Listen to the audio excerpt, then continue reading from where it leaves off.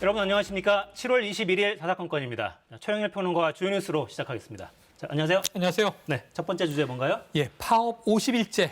그런데 이제 협상은 계속 이어지고 있습니다. 어제 의견 접근이 많이 이루어진 것 같은데. 네네, 거의 될 부분이었어요. 그동안 우리가 알고 있었던 것은 임금 인상률에 대한 결정이었기 때문에 네. 처음에 노조가 30% 주장한 게 좀 무리한 거 아닌가? 근데 노조는 8년을 우리는 허리띠 졸라매고 삭감하고 버텼다. 그러니까 인상이 아니라 원상 회복을 요구하는 거다. 근데 이제 그래도 어쨌든 회사는 받아들일 수 없다. 15%까지 낮췄었습니다. 회사 측은 4.5% 인상. 여기에 상여급도 150%는 보존해달라. 과거에는 550% 상여급이 있었는데 네. 완전히 없어졌다고 하죠. 근데 이제 이 4.5% 인상안을 노조가 받아들였고 향후에 경영 실적이 개선되면 그때 또 올려주고 상여급도 적용하고 그 대신 조금 사측이 전향적이었던 것은 노조 활동, 전임자라든가 인정해주겠다. 그래서 많이 근접했는데 툭 튀어나온 이슈가 손해배상 소송이에요. 네. 사측이 파업으로 인해 벌어진 손해배상을 노조 측에 청구하겠다. 하루 300억 꼴이라죠? 예. 근데 네. 이것을 철회하기로 어제 의견 접근이 됐는데 노조 입장은 이거 철회 못하겠다고 한다. 손배소를 강행하겠다면 우리는 협상을 어떻게 타결하느냐. 사측의 입장은 이래요. 우리는 이걸 좀 이제 전향적으로 검토했는데 하청 노조잖아요. 하청업체가 여러 개 있습니다. 그러니까 업체 대표들은 이거 안 된다고 한다. 소송을 주장한다. 그래서 지금 대표들과 더 이야기를 나눠보고 이 문제는 해결할 가능성도 있다. 그래서 지금 마지막 하나 손배소 문제가 걸려 있습니다. 네. 대주주가 산업은행이잖아요. 그렇습니다. 사실상 정부의 어떤 지침, 네. 방침 이런 게 영향을 주겠습니다. 대주주기도 하고 사실상 관리 상태입니다. 그렇게 보면은 산업은행의 내심이 이 타결에 결정적인 영향을 주지 않겠는가. 네. 그래서 아마 오늘 내일 사이에 공권력 투입 없이 대화로 해결되기를 기대해 봅니다. 네. 오늘 오전에 한 차례 교섭이 있었고 오후 2시부터 교섭이 시작됐고 맞습니다. 아직 구체적인 소식은 들어오지 않고 있습니다. 대화로 타결될 수 있기를 기대하겠습니다. 자, 두 번째 주제 살펴보죠. 네, 누적 확진이 1,900만 명을 넘었습니다. 아, 지금까지 1,900만 명까지 왔군요. 코로나19죠. 지금 오늘 7만 1,000명대가 나왔어요. 그러니까 지금 연사흘 7만 명대가 기록되고 있어요. 네. 이 더블링이라고 부르는데 이게 뭐 데일리, 매일매일 더블링은 아니지만 주간 평가를 해보면 지난주 목요일 시점이 3만 명대였습니다. 1.8배 늘었거든요. 그러니까 거의 더블링에 근접한 주간 이제 확진자 증가 상황이 나타나고 있는 거고요. 네. 거기다가 이제 감염 재생산 지수도 여전히 1 이상, 최근에 1.58까지 올랐기 때문에 앞으로도 확산 일로로 갈 것으로 보여집니다. 네.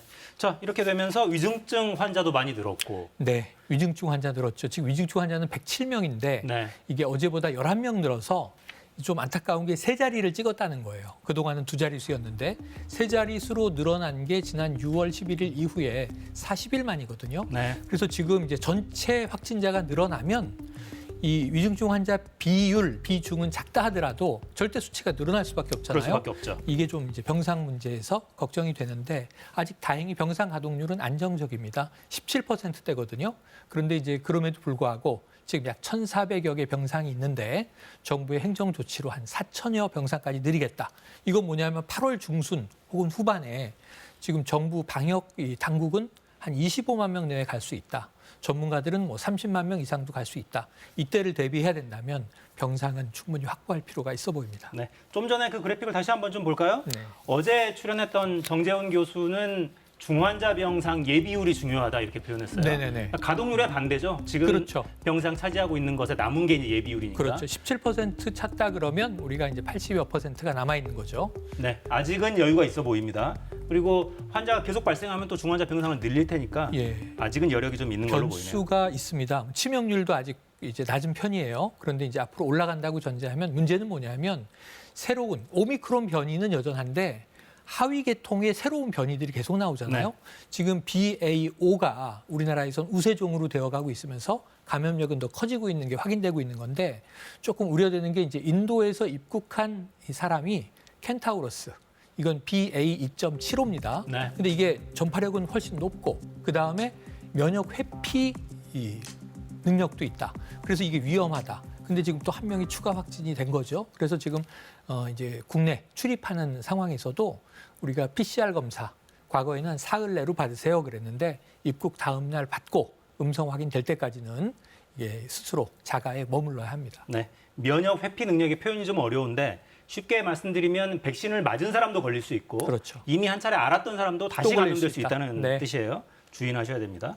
자, 이런 가운데 원숭이 두창 관련 긴급회의를 세계보건기구에서 했어요. 이게 또 이 뉴스를 또 듣는 기시감이 있어요. 지난달에 있었거든요. 원숭이 두창이 세계에서 많이 나타나고 있고 네. 유럽이 특히 문제다. 그래서 이제 WHO가 긴급회의 한다 그랬는데 그때는 결정이 유보됐습니다. 결정 내용은 뭐냐면 코로나19처럼 비상사태를 선포해야 되는 것이냐. 아직 그럴 정도는 아니다.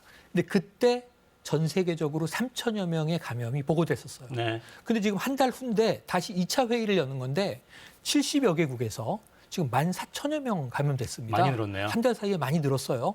그래서 그동안은 이게 치료법도 있다. 천연도 하고 비슷하다. 기존 백신으로도 효과가 있다. 이런 얘기들을 했는데 지금 오늘 열리거든요. 여기서 원숭이 두창을 과연 비상사태 선포 감염병으로 결정할 것인지 이것도 귀추가 주목되고 우리가 코로나19 확산에 상당히 신경을 쓰는 동안 원숭이 두창이 세계적으로 또 확산 일로에 있는 것도 사실로 보입니다. 네. 국제적 공중보건 비상사태로 선포할지 네. 지켜봐야겠습니다. 자, 다음 주제 살펴보죠. 세금 부담 줄인다. 지금 발표하고 있죠? 봉급 생활자 입장에서는 기쁜 소식인데. 근데 이제 이게 크게 세 덩어리로 보셔야 됩니다. 네. 이제 이 윤석열 정부가 세금 낮추겠다는 얘기는 공약으로도 계속 대선 기간에 얘기됐던 거고요. 네네. 이제 정부안을 오늘 4시에 발표하는 겁니다. 크게 세 개라는 것은 소득세는 이 셀러리맨 입장에선 좋은 거죠. 네. 과표 구간을 높이는 거예요. 세부 내용을 좀 그래픽 네네. 만들어져 있나요? 좀 보시죠. 자, 소득세는 과표 구간을 올립니다. 이 과표 금액이라는 것은 실제 연봉보다는 작습니다. 그래서 지금 이제 기존에는 1,200만 원 이상부터 이 4,600만 원까지가 소득세 15% 구간이에요. 여기에 이제 해당하는 인구가 제일 많아요. 네. 근데 실질 이 연봉은 연 한 3천만 원에서 7,800만 원 사이라는 거죠. 근데 이것을 어떻게 올리느냐면 과표 구간을 1,400만 원 이상 연봉, 여기서 5천만 원까지. 그 사이는 15% 구간으로. 그럼 혜택을 받는 사람들이 위쪽에도 있고 아래쪽에도 있거든요. 네. 예, 감세가 되는 분들이죠. 그래서 세금이 많이 준다. 근데 이게 얼마나 주느냐를 획일적으로 말씀드릴 수 없어요. 피부 양자가 몇 명이냐, 가정 상황에 따라서 다 다른 또 조건들이 적용이 됩니다. 그냥 아주 일반적으로 보면 한 3천만 원 연봉 받는 분이 현재 연 30만 원 소득세를 냈다면 이제 이후에는 22만 원 정도로 이제 할인 효과가 있다, 감세 효과가 있다. 근데 이게 과표 구간 1억 5천 이상 매출이 많은 분들이죠. 연봉 소득이 3억 이상 이렇게 네. 가면 이 부자 소득이 많을수록 그 줄어드는 비율은 줄어들게 돼요. 그래서 이제 서민들이 더 많은 혜택을 본다. 이 부분은 부자 감세는 아니다. 예, 소득세 구간은 분명히 부자 감세는 아니다. 네. 이건 이제 우리가 좀 환영할 만한 일인데 그 다음이 부자 감세로 좀 이제 이렇게 논의되는 부분이에요. 네, 하나는 종부세 법인세. 말씀하시려고 그러는 거죠? 종부세 법인세인데 네, 그래픽 자, 보죠. 종부세부터 보죠. 종부세가 많이 줄어듭니다. 종부세는 적용되는 사람이 전 인구의 한 2% 이내란 말이에요. 그런데 1.8%인가 그렇죠. 예, 현재 올라가 있는 문재인 정부 시절에 이 종부세로 보면 1주택자 성동구에 84제곱미터 아파트 하나 가지고 있습니다. 12억 4천만 원대 정도 됩니다. 그러면은 현재 세제로 내면 내년에 262만 원 내야 되는 거예요. 그런데 바뀐 새 정부의 세제로 내면 4분의 1로 줄어서 65만 원 정도만 내면 된다. 거의 200만 원 줄어드네요. 1주택자는 상당히 감면해준다. 네. 그럼 다주택자는 어떻게 되느냐? 이게 이제 또 과열 구간이냐, 조정 대상 지역이냐 아니냐에 따라 차이는 있습니다만 아주 쉽게 보죠. 마포구에 제가 한 84제곱미터 12억 6천만 원대 아파트가 하나 있는데 대전 유성구에 한 3억 원대의 2주택을 보유하고 있어요. 그러면 이게 큽니다. 현행 세제로 내년에 종부세를 3,600만 원 이상 내야 되는 분이 바뀐 세제로 가면 424만 원만 내면 되니까 3,200만 원이 굳게 되겠죠. 이건 분명히 좀 이제 다주택자도 이제 이러한 조건이 적용되니까 이제 집이 없거나 지금 무주택자도 있고요. 혹은 그냥 1주택 성실하게 살고 있는 분들은 부자 감세 아닌가? 이렇게 비판하고 좀 볼 수 있는 대목이 되겠죠. 네, 다주택자라고 해서 징벌적으로 세금을 매기진 않겠다 이런 취지인데 네. 부자 감세 논란은 좀 피하기는 어려워 그래서 보이고요. 지금 야당은 부자 감세다 하는데 이제 추경호 경제부총리는 이거 조세 정상화다 또 이렇게 표현하고 있거든요. 부자 감세다, 정상화다. 공시지가가 많이 올랐어요. 문재인 정부 후반에. 그런데 지금 한 2년 전 공시지가로 돌리겠다. 공시지가는 현실화하는 게 맞기는 해요.